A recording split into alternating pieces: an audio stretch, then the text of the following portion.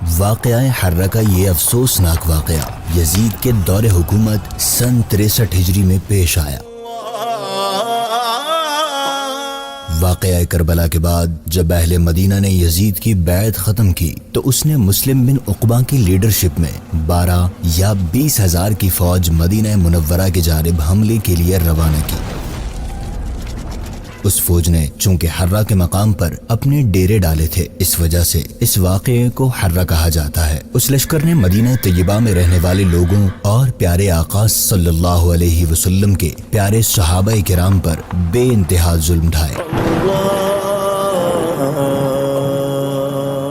3 یا 5 دن تک مدینہ پاک میں مسلمانوں کا قتل عام ہوا۔ مسجد نبوی شریف کے ستونوں سے گھوڑے باندھے گئے۔ کئی دنوں تک مسجد نبوی شریف میں اذان نہ دی جا سکی۔ اللہ اکبر، اللہ اکبر۔ مدینہ منورہ کی گلی کوچوں میں حضرات صحابہ و تابعین کا خون پانی کی طرح بہایا گیا۔ وہاں کے رہنے والوں کے گھر لوٹ لیے گئے۔ 700 صحابہ کرام علیہم الرضوان کو بے دردی سے شہید کیا گیا اور دوسرے عام لوگوں کو ملا کر 10,000 سے زیادہ افراد کو شہید کیا گیا۔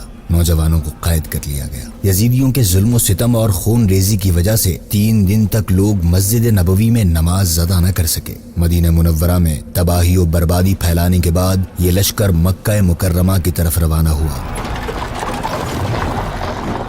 مکہ مکرمہ پہنچ کر یزیدیوں نے وہاں اتنے پتھر برسائے جس سے حرم شریف کا صحن پتھروں سے بھر گیا اور مسجد حرام کے ستون ٹوٹ پڑے اور کعبہ شریف کے غلاف اور چھت کو ان ظالموں نے جلا دیا۔ ظلم و بربریت کا یہ سلسلہ یزید کی موت پہ جا کے رکا۔ یزید کی موت کی خبر پہنچتے ہی حضرت ابن زبیر رضی اللہ عنہ نے بلند آواز سے کہا کہ اے اہل شام، تمہارا بادشاہ ہلاک ہو گیا ہے۔ یوں اہل مکہ کو ان کے شر سے نجات ملی۔